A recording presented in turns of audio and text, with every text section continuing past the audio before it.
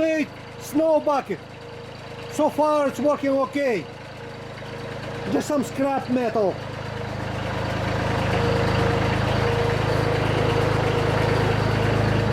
Made some holes